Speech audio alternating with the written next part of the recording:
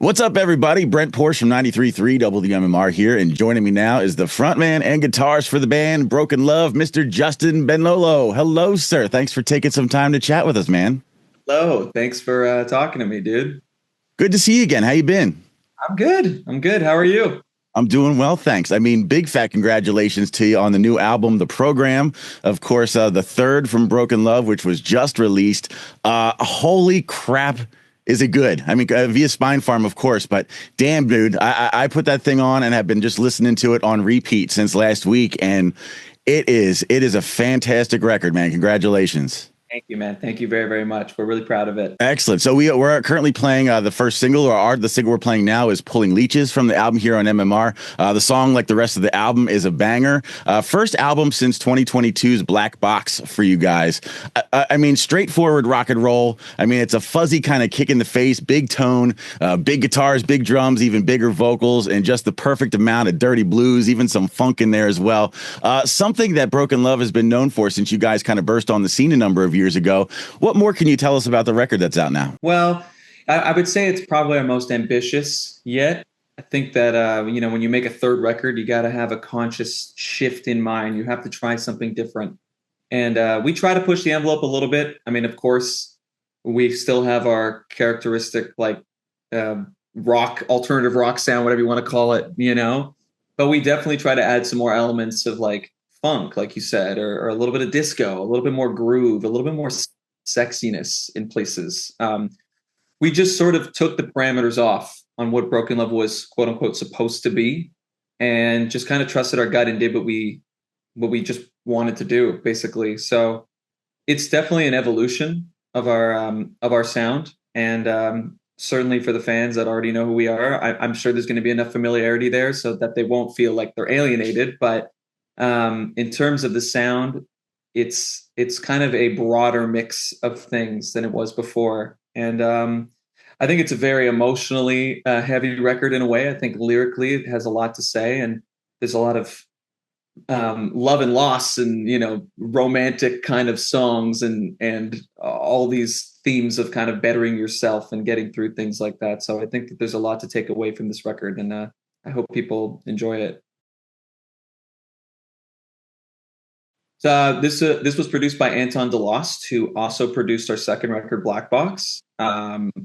We did the recordings mainly in LA, and we recorded mostly between Anton's home studio, and then we also recorded at Foo Fighters Studio 606, which was, I mean, we could spend this whole entire interview talking just about that. Yeah. And there was some done here in my studio in Toronto as well, but mostly in LA. When I saw that you guys had recorded at the Foo Fighter Studio 606 out there, I was like, damn, that has to be cool. What was it like walking through those hallways and seeing probably the plaques up on the walls and just the history with that place? It was funny because when we initially went there, so of course it's not open to the public. It's not something you could just book, So we just got lucky that Anton had an in through another producer who's very successful and had been doing some work there. So just the whole process of booking it and all the disclaimers of okay, you can't take no flash photography, no videos in the hallways. Don't, there was all these rules, of course, don't geotag the location of the studio, all these things. We were all kind of really nervous to show up the first day because we didn't know what to expect. This is not only, one of our favorite band's personal studios, but it's a prestigious studio in its own right. Besides being the Foo Fighters, it's that Neve console that's there. It's there was a whole documentary called Sound City that people may or may not know.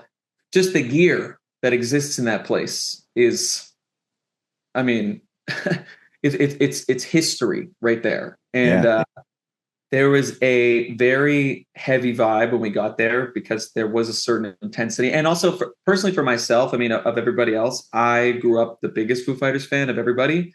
And, the background of my computer, my desktop screensaver was Dave Grohl, a collage for 10 years, and being able to go in there and see everything of theirs. I mean, it's not just their stuff too. It's when you go to the back room, there's a whole warehouse section with all their gear. I mean, there's probably 1,000 guitars, a million drum sets. There's stage props and banners, and then you can see stuff that's from other bands too. I mean, John Paul Jones has stuff there from Led Zeppelin. I mean, Josh Homme's stuff is there. There's like a collective of bands from that world have their stuff stored there too. So you just walk around and you're like, what the hell? Like, this is crazy. And we get to be there. And, besides how great the room sounded, it was easily the best drum room we've ever recorded in ever. It was just like, there was a magnetic energy to it. Like I couldn't wait. Usually I hate early days when we're recording. And generally when we were at Anton's studio, it's kind of like we start whenever I would wake up, which was generally pretty late in the afternoon or later in the morning. But we obviously had to be there at like 9 a.m. every single day to start the day. And I was like, I couldn't sleep every single night knowing that I was getting to go back the next day. And right. Man, what an experience. I wish I snuck a few pictures of like the plaques. It's like there's a whole hallway just littered with plaques. And it's not just Foo Fighters plaques, it's Nirvana plaques too. You know? Well, isn't it like Tom Petty and Stevie Nicks and like all of those as well? Like the same ones that were kind of up during the Sound City Reel to Reel doc that they did a number of years ago? It's like, it's all there, you know? And other records that have been recorded there as well. And then there's another room that they have that's just all tape, reel to reels, like just reels of tape. So there's a whole other room that's like humidity controlled that just has all the master tapes of like all these classic records. And it's a library. I mean, when you look up, it's got to be like 20 feet tall or something. Like, oh, that's awesome. A whole bookcase filled with masters, the original tapes, of all these records. And you're like, what the hell, dude? And now you didn't get to pick up a guitar or anything like that from the collection, did you? I did. So in the control room, there was like a bunch of like Dave's Trini Lopez Gibsons. Yeah. Which I got a 339 years ago because I wanted to have a guitar that was kind of like Dave's, but not exactly the same. And a Trini Lopez, if you want to buy a real one, is like 10 grand or something.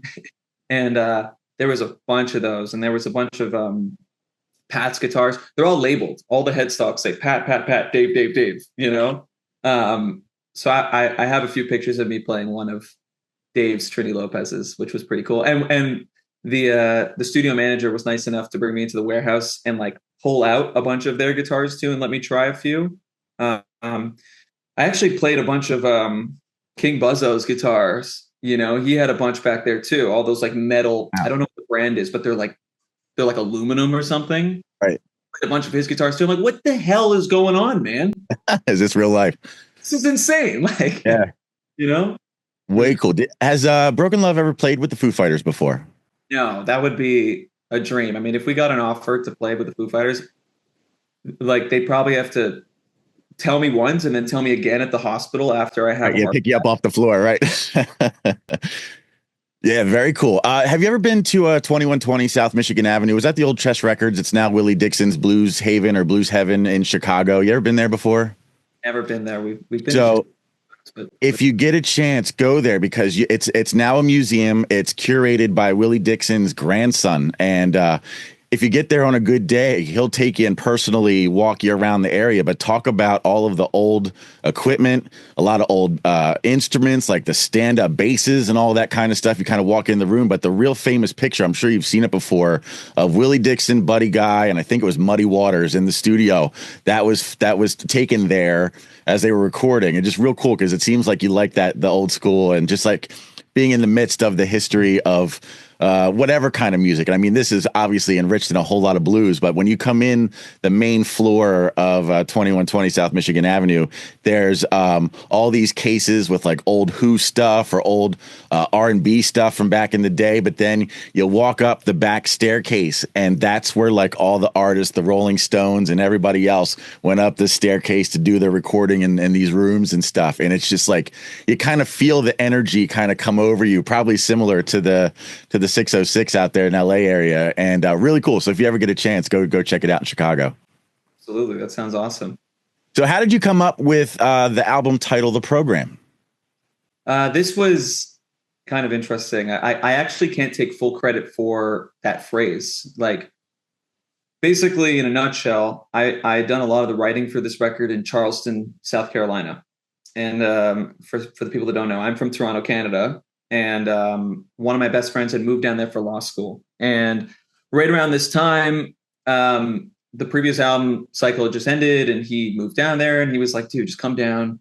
It's gonna be fun. You got nothing to do, whatever." So I brought all my stuff just in case I wanted to be like what's what I'm looking for. I wanted to be efficient with my time, and while I was there, he just kept throwing this phrase around. I never heard him say it before. He'd be like, "Oh, do this, blah blah blah, because it's good for the program," or "Don't do that, man. You're a mess. Like that's bad for the program." And he just kept saying, "This is good for the program. This is bad for the program. Let's go here. It's good for the program." And then I kept saying it, and then it became this phrase we used like every single day. We were throwing it around as easily as we throw the word "dude" around or something. And then we met a group of people that we started hanging out with a lot, and we called ourselves the program. And then we had a text group that we named the program. And we would call each other things like programmers. We'd be like, "Hey, programmer, what are you doing today?" And it was kind of this cute little phrase we used to sort of like describe what was good or bad for your life. And it only made sense. I mean, at a certain point, excuse me, when I was thinking about naming the record, I've never really done anything that wasn't either taken from a song, like Black Box is named after Little Black Box, the first song on that record, or just the self-titled record, which I couldn't come up with a name. So we just, Broken Love 1 or whatever. And I've always wanted to try to do something that's separate from the lyrics.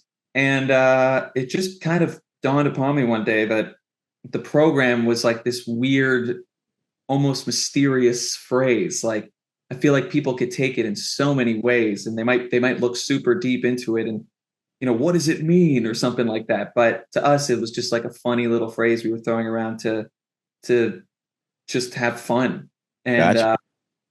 and it's funny because since we put the record out, people have been like, "Yo, is Broken Love like join the Illuminati? Like, what is this? Like, are you like, what is the program?" I also thought it'd be funny for people to be like, "Hey, call your bros up and be like, "Yo, come over tonight. Let's put on the program." Or, "Oh, wait, can you just pull up YouTube real quick? Let's watch the program," or something like Yeah. that. Gotcha. Cool phrase you can use to describe the album too. So Cool. So 12 new tracks and all. I mean, every single one of them is strong as hell. And it's one, again, I just listened to it from cover to cover. And is it hard putting together a track list for albums, like which song goes where, all that kind of stuff?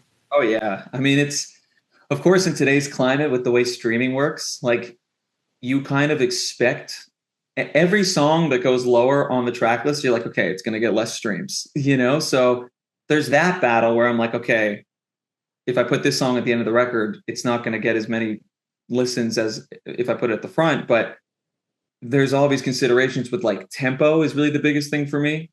If of course, if you put a fast song right after a slow song or vice versa, it's like they could feel extremely fast or extremely slow. So when I'm thinking of track listing, it generally has to do with tempo and less of like, well, this is the single, so we're going to make it the third song or whatever. I'm just trying to think of flow tempo wise. And that takes a lot of time because it's like, I have to sit there, make a new track list and listen to the whole thing every single time to make sure it flows. And that's one thing. I mean, obviously I could write out the tempos and just go by, what I know they are, but still like they might be a different tempo, but the feel's different. Maybe this one's a shuffle or this one is super straight or this one's more staccato or whatever. So I have to keep listening to it in order. And I think what I love about this album, track listing wise, is like, because conceptually and lyrically, there's a lot of harmonious themes. Like it's very consistent, I feel, in its lyrical content. No matter how I, set the songs in order, it all kind of made sense. It almost felt like it was telling a story no matter what. And one thing I will say is I definitely knew 2020 Vision was the first song, and I definitely knew that Shiver was the last song. So that was a good start. It's like right as soon as those were written, I was like, okay, this is the beginning and the end. Yeah. We'll figure out, let the good times roll. Pulling Leeches is what, track 8 on the album, right? Somewhere around there. Because I always wonder, it's like, when when a band puts a song out as a single, and then it's either not like the lead off track or one of the first few or somewhere in there, and it's just like a kind of randomly placed in the lineup. I always wonder, like, why is that the single if it's that far down on the track listing or whatever? But makes sense with what you're saying about tempo and all that kind of stuff as well.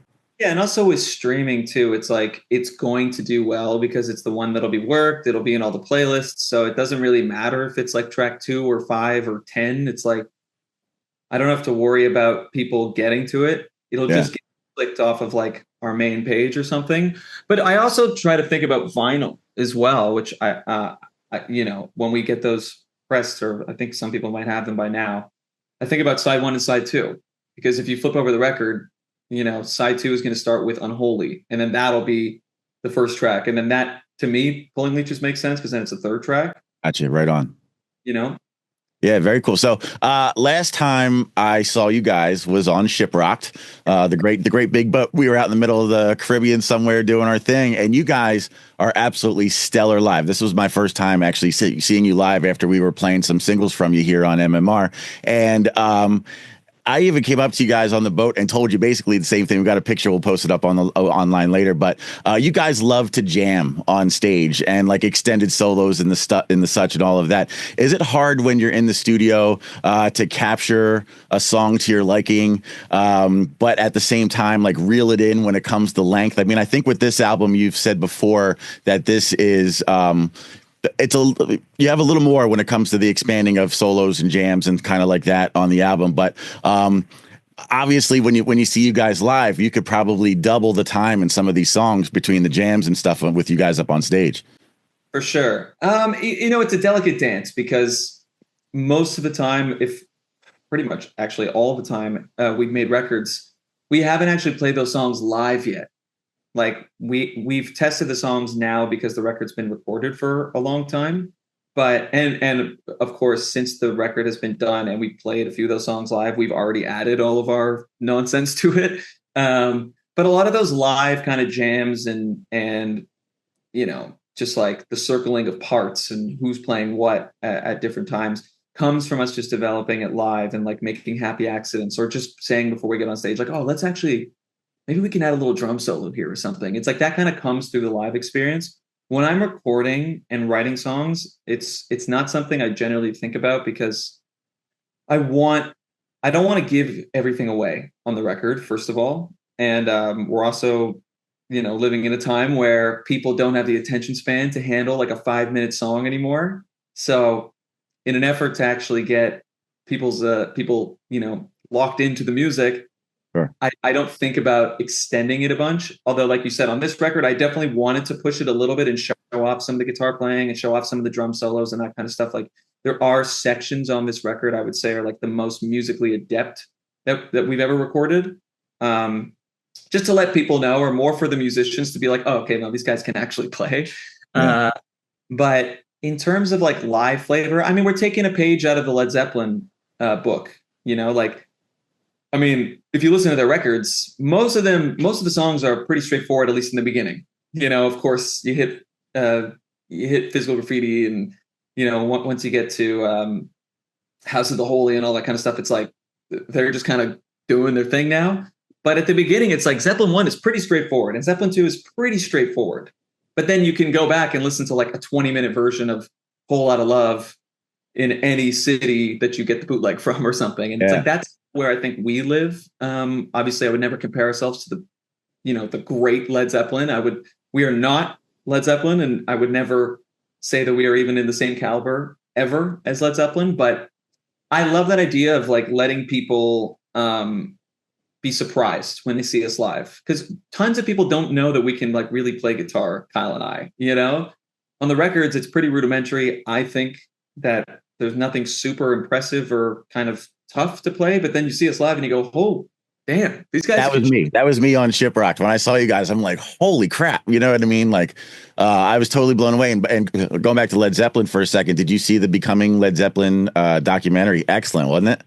Yeah, I thought it was great. I mean, I've seen a lot of the footage before because I'm a huge Led Zeppelin fan, but just being able to watch it in IMAX and hear Led Zeppelin, the sound and all that. Yep. I was going nuts. Just like, air drumming the whole time, you know? Right. Excuse me. Yeah, man. It really cool. I saw it in IMAX myself. So you were asked in a recent Q&A about the artist inspiration from the new album. And of course you said, like, other than the usual, like Queens of the Stone Age, Royal Blood, Foo Fighters, Soundgarden. And you touched on this a little bit earlier in the chat about some of the dancier stuff and whatnot, but some other influential sounds you hear on there, Prince and Bruno Mars and Dua Lipa and the Bee Gees and Michael Jackson and stuff like that, man. All stuff that kind of like resonates with me as well. I actually saw Bruno Mars out in Vegas last year on one of his residency shows at the Dolby Live, and easily top 5. I've been to 1,000+ shows, easily top 5 concert I've ever seen with a Bruno Mars show. That is amazing. You know, I almost spent like $2,000 to go and see his residency there. So worth it. It's so worth it. I mean, I saw him a couple years ago in Toronto. So I wasn't like a huge fan growing up. I've always loved pop music and R&B and funk and all that kind of stuff. But I didn't really get, I mean, I'm a huge Michael Jackson fan. I mean, Michael Jackson was one of the first real artists I ever got into as a kid. And I saw a lot of parallels between them. But my friend called me years ago, I think when he was doing the 24 Karat tour. He went to go see them, and he was doing 2 nights in Toronto. And he calls me after the show, and he's like, or it was either after or during the show. He's like, dude, you have to buy a ticket right now. Yes. He actually bought a ticket for the second night, like halfway through the show. He's like, oh, no, I'm going back to see this. And it was after that show when I saw him, I honestly could say, like you, I've seen thousands of shows. He is probably the best singer I've ever heard live in my life. First of all, I didn't know he could dance like that. He did a Prince tribute, which obviously, you know, big Prince fan. And he was shredding the guitar. I was like, who is this guy? Like, I knew he was amazing, but I didn't know he was that good. And then, you know, the Silk Sonic record comes out, and I was like, well, this is my favorite guy ever. Silk Sonic is the shit too, no doubt about it. When about 3/4 of the way through his set, they brought a little piano out for him, and he actually did a mini set of all of the songs other than his that were popular, were top hits, you know, stuff with Snoop Dogg and Pharrell and all those. And you're like, holy crap, he was on that one. Oh my God, I know that one as well. And it's just like he went through all these songs that weren't even his, that are just so damn good. But I mean, like you said, man, the musicianship, the dancing, the background singers and players and the band and everything else, man, are just out of this world. So I'll go see him again in a blink, man. It was so good. I'm sorry. My brother just tried to walk in. He didn't know I was doing this. It's all good. No worries. So speaking of, sounds like you plan on stripping these songs down some and doing something more acoustic or bluesy with the new record. Yeah. Yeah, I think I probably will. I think a lot of these songs bode well to the acoustic guitar kind of stuff. I would say that, like, why that is because a lot of the songs this time around were actually written on an acoustic first, and that's something I strayed away from on the second record. So it's like when I had to do radio visits or whatever or something and do a little acoustic performance of anything from Black Box, it almost felt impossible because everything was so riff based. And this time around, we actually made a conscious decision to, like, okay, let's bring back the acoustic. Let's see if the song works this way. So there's definitely a bunch of songs that we'll be able to translate well. And also with some of the bluesy kind of like slide guitar stuff that I did on this record, I think it'll translate even more so because of that. But yeah, I definitely think I might be doing that and maybe adding something to like a deluxe record or something down the line that people can hopefully enjoy. We'll cross that bridge when we get there. Sure. Obviously. Yeah. I saw that you guys were talking about the potential of maybe releasing a deluxe edition with some bonus tracks. And you can get this album on vinyl, yeah? Yeah, I'm actually not sure what's up with the production of it. I think it's available. I'm not actually sure, but there is vinyl that you can get, at least on the label's website. I don't know if they're shipping yet or if it's just like pre-orders until Gotcha. Everything's pressed. Before Taylor Swift and Jack White take over the pressing plants, right? That's the problem, right? Yeah. Like there's always like a wait. Every single time we've done a record, it's like the vinyl takes so long to actually get pressed initially. So yeah. I don't know. The CDs are being pressed. People already have the CDs, but don't know what's up with the vinyl yet. I should be hearing about that actually later today. So awesome. Real cool. So did you really spend over $3,000 on tacos during the recording of the program? I wouldn't be surprised. Like, I mean, the tacos were super cheap, but I was in LA for about 2 months making this record, and I swear to God, like every single day for lunch, Anton and I went to this taco like hut.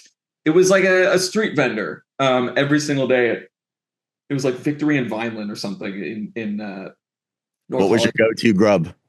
So I always got the barbacoa tacos, Okay. or I would get cabeza, like the beef head. Yeah. Uh, Anton like chicken, but I like beef a lot. Yeah. And it was like every single day I would eat like 3 or 4 tacos and a burrito. And I mean, we were spending easily like $20-$30 a day just on Mexican food. And for everybody that doesn't know, it's like in Toronto, you can't get good Mexican food. It just doesn't exist here, So anytime I go out to LA, I take advantage of that fact. And it was quick and convenient. We would get into a schedule. You wake up, play a riff, you eat some tacos, you come back, drink a coffee, couple beers, pop some weed gummies or something, and then you start making music. Right on. Yeah. Yeah. Chorizo's my jam. That's my go-to. Yeah, we would mix it up. You get tired of something for a week and you'd be like, okay, this week I'm going to do carne asada or something. Right. He must have known you guys on a first name basis at that point.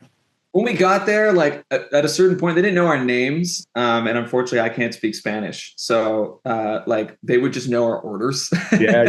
Like I feel like for me, I'm pretty recognizable just as like I'm the short guy with the tattoos and the long hair and stuff. So like I feel like they just knew me, knew my face every single day. Sure. And then, they'd be like, "Oh, Cabeza," I'd be like, "Yes." Right on. Yeah, very cool. So in a recent Q&A online, someone asked you, how do you think your younger selves would react to seeing this release and where you are now? And your response was, impossible to say. I could hear myself saying something like sell out. Why? Well, I was probably taking the piss on that one. I probably thought that was funny, but I don't know. I mean, there is a part of me that thinks that a younger version of Justin would look at like a song like 12 Wings or a song like Cruel and be like, oh, this is so poppy. Like, why? How could you do this? I think that when you're younger, you hold on to your ideals a little bit more strongly and you really like associate who you are with the music you listen to. Like I had that like gatekeepy kind of like, oh no, my music taste is superior, or like I'm a rocker, kind of attitude when I was a kid.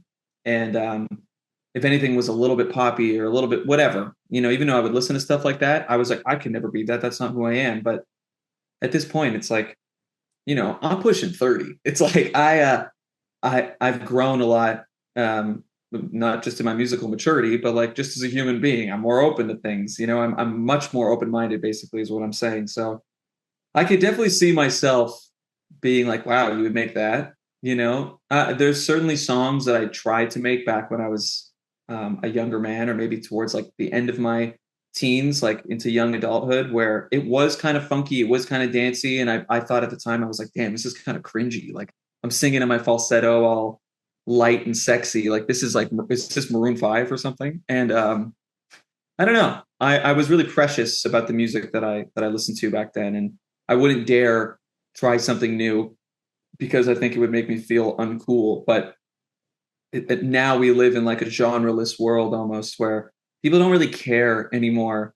It's okay to be a rock guy and like disco now. It's okay to be a hip hop guy and like country. It's like we've kind of bridged the gap, whereas like back in the 70s, if you were a rock guy and, you decided to get into disco one day and your rock friends found out about it, you would get into like a fist fight or something like that. Like it's not that deep anymore. And I feel like I had some of that in my head when I was a kid. But yeah, maybe I would think that about myself if I told like 15-year-old Justin that this was the record I was going to make. But I would say that he wasn't, that line from Back to the Future where he's like, your kids are going to love it. You might not be ready for it, but your kids are going to love it. That's probably what I would tell my younger self. Nice. Any chance at a Broken Love live album? We've actually been talking pretty recently, actually. We even spoke a little bit about it today, of like doing a live recording soon, kind of like a filmed, just like live at a studio thing. Mm-hmm. So I think we actually might be doing that in like a month or something. A live record would probably take some more planning. We obviously have like board recordings from our shows, but I think if we were going to commit to a live record, we would probably go really hard on the equipment and try to make it as pristine as possible. But yeah, I definitely wouldn't turn down the opportunity to do that, just because I feel like we are such a live centric band, and so much of our, like you've said, and as you've seen, like we expand so much on things live. And I've had this idea for a long time as well, to like sell our own bootlegs, like every night record the show on a drive and then Yeah. upload it to some, like, Google Drive or like whatever every single night, and then sell like a code the next night at the merch table so people can Yeah. listen to the show, and like kind of create this bootleg thing that doesn't really happen anymore. And then people could be like, oh no, I like the version of Diamonds from, As opposed to yeah, Cincinnati or something. yeah, Yeah. Right.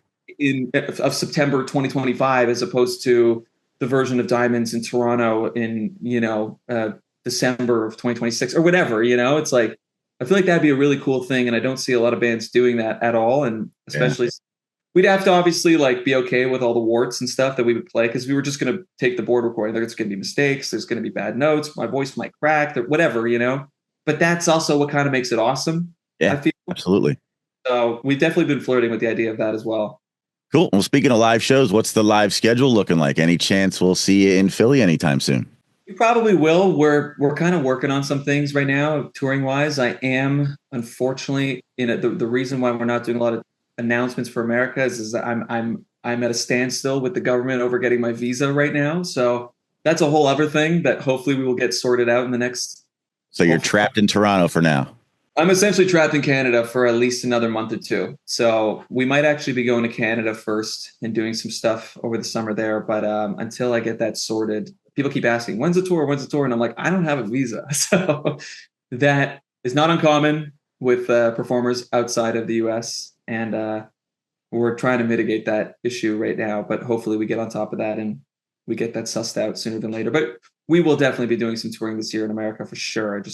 We have nothing to announce at the moment because of this one issue. Now, would that affect you appearing on ShipRocked again, at least for the foreseeable future? I mean, because you're sailing into international waters and stuff like that. So does that affect the visa at all? It's actually a really great question. I've never thought about that because it's not technically like American territory. But I mean, sailing from Miami or Port Canaveral, wherever Florida they usually ship out from. It shouldn't be an issue by then. I mean, that's going to be, if we do get asked, I think we're going to be coming back, but I can't say for sure. That'll be a year from now. So I have a feeling we'll be fine by then. It's just this initial process is much tougher than it used to be. So I'm just going to leave it at that. But we should be fine. Cool. From an artist perspective, when you participate on something like ShipRocked, do you appreciate the fact that the fans have such access to the artists, or is there a bit of anxiety that kind of goes along with it too? Because, I mean, when you think about it, you really have two options. You can either stay in your room the whole time and come out for your performances, or you can come out and mingle with everybody. But I mean, it obviously kind of runs the risk of those diehard fans that just don't leave you alone while you're on the boat kind of thing. I love it personally. I mean, there's certainly a bunch of artists that go on there and hide the entire time. But I feel like even the ShipRock patrons probably know that like I'm kind of around the entire time on ShipRock. I don't see as many bands as I should because there's only so much music I could personally take. And obviously, for the people that are going, it's like they're looking forward to this and they're looking forward to seeing their favorite bands. It's like, for me, it's a balance of like, okay, I have to play and I have to be as good as I can be. And also I want to party because it's so much fun. But like, how do I find that balance? Because it's very easy to be at the casino bar talking to a fan for like 2 hours and then getting super hammered. And then you're like, oh shit, I have to play at 10 a.m. the next day, which is right. Really what happened to me when we played that early show on the deck. Like, I think that was the night we were hanging out in the casino bar that night. The picture that eventually will be popping up on the website here. You with the lipstick on your face and all that. The kiss. That was, I mean, one of the, like, it's funny because for me, I feel like it's one of the worst shows I ever sang because like we had played that night in the AF Lounge at like 11. So we weren't done till like 12:30. And then obviously we went to the bar and everybody got like super messed up. And I was sitting there with like this band and this band and this manager and these fans, and I was smoking cigarettes and drinking tequila till like 5 a.m. And then I remember they changed our set time. we were supposed to play at like 1 or something on the deck stage, but there was like weather problems. So they moved us to like 10. And that was at like 4 or 5 in the morning that we realized this. So I tried to sleep. And when I woke up, I had no voice. Like I was talking like this. Like, Yeah. it was insane. I'm like, oh my God, I have to get through this whole set. And I remember grabbing like 3 cups of coffee from the whatever the Dining hall or whatever. Yeah. on stage just drinking coffee. And like it was crazy because like although I felt like vocally I wasn't as strong just because of all the factors that came on with it, it still felt like one of the most fun shows you've ever played because there was just this like really raw, like I don't give a shit energy that was going on, because we were all just so like out of our minds trying to play that early with the sun like beating down on us. That it ended up being a lot of fun. A lot of people said it was great, but I certainly remember being like, oh my God, like my throat is just like mangled, from the night before. And that's the problem with ShipRocked. It's like we were lucky the first year we got on to play like the first and second day or something. So it was like we got it out of the way. Now it's like a free vacation for the rest of the days, and I could just get all kinds of fun and messed up and just like have a good time. But on last year's ShipRocked, we were playing at the end of the week. It was like the third last day and then like the last day or something, or whatever. It was towards the end. So I was like, damn, how am I going to pace myself? Sure. To get to that point? And if it was up to me, I would love to just play like first night and then the second day and then just like chill the rest of the week. Yeah, right. Because much of what's fun about ShipRocked is, you do get to hang with the people. You get to be around all the time. And as a singer, more so than just like a guy in a band, it's like I have to be extra careful about my instrument and not staying up super late and partying and like all that kind of stuff. So it's a fine balance with ShipRocked. Yeah, I mean, honestly, ShipRocked really is an unparalleled experience. It's a ton of fun. Was there, real quick, was there any bands that you were like extra excited to see that were on the boat that particular time? I don't know, Suicidal Tendencies or, I mean, the main bands obviously were Parkway Drive and Falling in Reverse a couple years ago. But I thought all the performances were stellar. And I really enjoyed your performance in the Aft Lounge, which is like this kind of tiny room, and it's like in between the bar and like where people go smoke out on the deck, and like there was all sorts of other band members there that were watching you guys during your performance as well, and it was a real cool vibe again late at night on that performance of between the patrons and the rock stars and again the management and everything else. But was there anybody that you were extra excited to see that was on that particular cruise a couple of years ago? Well, we were lucky to have like so many of our friends and like peers on that particular ShipRocked. So it was like, a Dead Poet Society was there and we love them. And Tiger Cub was awesome because we've known them, but we'd never really seen them yet. So watching them play was amazing. Highly Suspect was there, who we're also kind of familiar with. And Bad Flower was there. It's like, these are all bands we've played with and toured with. So that was really cool to have at least those 4 guys or those 4 bands on that cruise that year. As far as like, I forgot who else was on that cruise. It's like the 2 times we've done it, when I get off, it's like a complete blur because right. I go so hard on those cruises. Yeah. Like I always just go way off the deep end. And especially since last year we finished and we had to go right on tour, it was like, okay, shifting gears, like just going right out on the road. It was like, a fuzzy memory at that point. But I would definitely say that those 4 bands were very, it was pretty cool to have them on as well. Be with our friends, Sure. Yeah, very nice. Well, Justin, you have a hell of a year ahead of you. Of course, 2025. The new album from Broken Love, The Program, is out now everywhere, and it's fantastic. Everybody needs to go listen to that, obviously. Best of luck with the live shows, obviously the visa issue and all that kind of stuff. Hopefully we'll see you back here in the States soon. Obviously we want you here in Philadelphia as well, so we'd love to see you back through the area whenever you can, and the door is wide open, man. So anytime you come through Philly, even if it's not on a performance, man, stop on by and say hi. We'd love to chat. Yes, sir, man. Well, thank you so much for having me. I really appreciate it. Awesome, man. All the best to you, Justin. Again, Justin Benlolo from the band Broken Love. Thank you, sir. Really appreciate it, man. Hope you have a good rest of your day. Appreciate it, man. You too.